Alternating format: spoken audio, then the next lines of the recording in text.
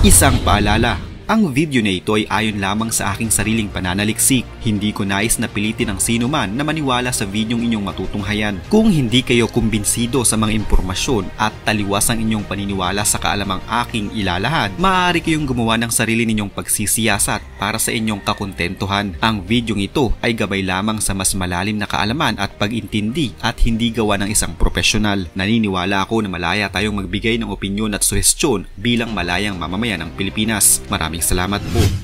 Nagpakawala na naman ng flare sa aircraft ng Pilipinas ang China at sa pagkakataong ito ay habang nagpapatrolyang eroplano sa Zamora o Subi Reef sa West Philippine Sea. Ito ang sumulubong sa ating mga tauhan mula sa Philippine Coast Guard at Bureau of Fisheries and Aquatic Resources o BFAR. Ayon sa National Task Force for the West Philippine Sea, nanggaling ang flare mula sa Chinese military facility na itinayo sa reef at pinuntirya ang eroplano ng Fisheries and Aquatic Resources noong 22 ng Agosto 2024. Ang Zamora Reef ay 12 nautical miles lamang mula sa Pag-asa Island.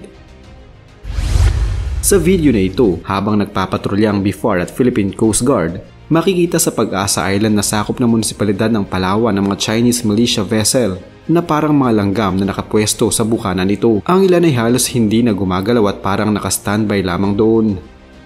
Ilang minuto lamang naman ang layo mula sa isla ng Pag-asa ay ang Subi Reef na tinatawag naman sa Pilipinas na Zamora Reef. Taong 1988 nang simulang okupahan ito ng China. Malayo pa lamang ay makikita na ang mga malalaking pasilidad sa isla. Nagmimistula itong syudad na may mahabang runway. Sa unang tingin ay hindi mo aakalaing walang tao sa isla hanggang sa unti-unting paglapit ng ating mga tauhan ay may nagpaputok ng flare mula sa isang gusali. Sa timog silangang bahagi naman ng Panata Island ay makikita ang Panganiban o Mischief Reef. Taong 1995 naman nang unang kubkubi ng China ang naturang lugar para lamang umano magtayo ng mga pangpahingahan ng mga mangisda. Pero ngayon, nakatayo na roon ang mga naglalakihang mga gusali na parang mga kondo, mga gamit militar kagaya na lamang ng mga radar at mahahabang runway. Hindi din mabilang mga militia vessel na nasa isla. Habang sa Escoda Shoal naman, makikita pa rin naroroon ang BRP Teresa Magbanwa na nagtungo roon at nagbantay matapos magkaroon ng balitang gumagawa ng reclamation ng China sa lugar.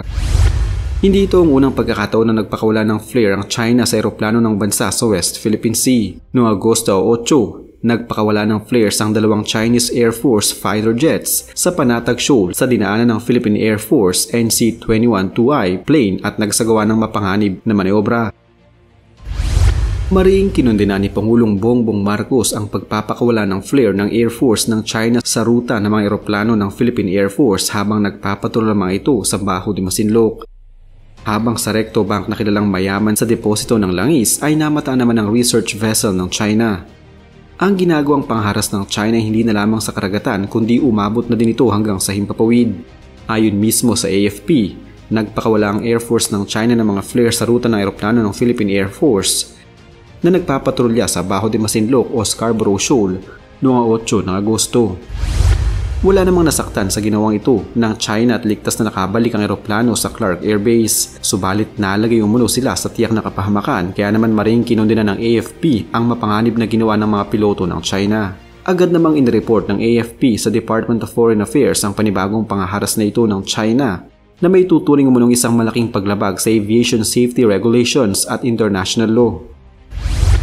Kinundina ito ni Pangulong Bongbong Marcos at suportado daw niya ang ating mga magigiting na sundalo lalo na ang hukbong panghipapawid.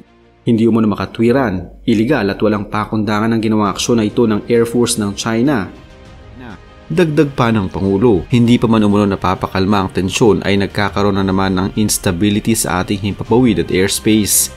Patuloy umano na aksyon ng Pilipinas sa diplomasya at payapang paraan upang maresolba ang nangyaring insidente. Agad ding nanawagan ng Pilipinas sa bansang China na ipakitang kaya nitong maging responsable sa dagat man o himpapawid.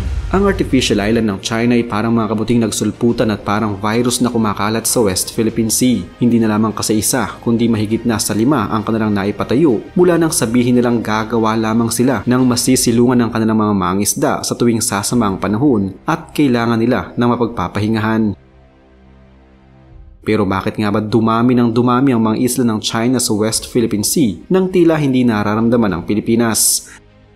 Hindi pinigilan ng Pilipinas ang China sa simula pa lamang para hindi na umabot sa ganitong mga sitwasyon ngayon na halos sakupin na ng kanilang mga artificial island ang West Philippine Sea. Bakit nga ba hinayaan ng Pilipinas na makapagtayo ang China ng mga artificial na isla sa West Philippine Sea? Nagsimula ang tinatawag nating creeping expansion ng China sa West Philippine Sea noong taong 1988. Creeping expansion ang tinawag dito dahil sa dahan-dahang pag-aangkin ng China sa West Philippine Sea. Unang inangkin ng mga Chino ang E2 Aba na parte ng ating teritoryo. Ito ay nagsilbi noong submarine base ng mga Hapon noong ikalawang digmaang pangdaigdig sa kanilang pananakop sa Pilipinas. Ito rin ang pinakamalaking bato sa Spratly Island. Pangalawa yung Subi Reef noong 1988 kung kailan kasalukuyan noong Pangulo ay si Cory Aquino. Nangyari ito nang hindi nalalaman ng ating gobyerno. Ayon sa mga eksperto, sa panahong iyon ay wala pa umunong ideya ang Pilipinas kung ano ang UNCLOS. Matapos nito ay sinakop naman nila ang Mischief Reef noong taong 1995 at si Fidel Ramos naman ang Pangulo noong mga panahong iyon. Nalaman ito ng ating gobyerno subalit wala ding nagawa ang Pilipinas. Noong 1996, nagkaroon ng tila alitan o ringan sa pagitan ng Chinese Navy at Philippine Navy. Tumagal ang pagpapalitan ng bala ng baril ng nasa 1.5 oras. Matapos nito ay sinimulan agad ang joint exercise sa pagitan ng US Navy at Philippine Navy sa Palawan. Taong 2012 naman nang angkinin ng China ang Scarborough Shoal kung saan si Benigno Aquino III ang presidente. Noong taong iyon ay nagkaroon din ng naval standoff sa pagitan ng Chinese Navy at Philippine Navy na tumagal ng 2 buwan. Muling umangkin ang teritoryo natin ng China na sa pagkakataong ito ay ang Sandy Cay noong taong 2017. Noong nakarang taon ay ang Julian Felipe Reef kung saan daan-daang mga militia boats ng China ang namataan sa lugar. Mula Mischief Reef hanggang Scarborough Shoal, ilang beses nang hinamon ng China ang karapatan ng Pilipinas sa sarili nitong teritoryo. Pero paano nga bang nagsimula ang tensyon sa pagitan ng dalawang bansa? Taong 1994 hanggang 1995, unang beses na nagtayo ang China ng mga struktura sa Panganiban o Mischief Reef. Ang Bahura ay bahagi ng Kalayaan Island Group sa South China Sea na may mga bahaging inaangkin di lang ng Pilipinas at China kundi maging ng Taiwan at Vietnam. Nasa 127 nautical miles lamang ang layo nito sa Palawan at sakop ng 200 miles Exclusive Economic Zone ng Pilipinas o EEZ. Kumpara sa mahigit 1,600 nautical miles na distansya nito sa China. Ang mga kubo na sinabi ng China noon na magsisilbing silungan lang daw ng kanilang mangisda, ngayon mga military garrison na ng China. Nangyari ito 2 taon lamang matapos tuluyang umalis sa mga tropang Amerikano sa mga base militar ng Pilipinas. Abril 2012 naman nang magkairingan ang mga barko ng Pilipinas at China sa Panatag o Scarborough Shoal na kilala rin bilang Baho de Masinloc. Nagsimula ang lahat nang masabat doon ng barko ng Philippine Navy ang ilang barkong pangisda ng China na may mga illegal na huling live corals at taklobo o giant clams. Pero pinigilan sila ng mga barko ng China na hulihin ang mga mangisda.